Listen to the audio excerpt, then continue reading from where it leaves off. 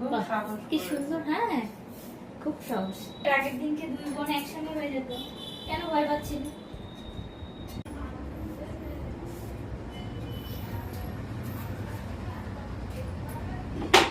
তুমি আমার নিজের কথা ভাবছো। তুমি কতটা কি জানিস এই আন্টিটা কি করেছে?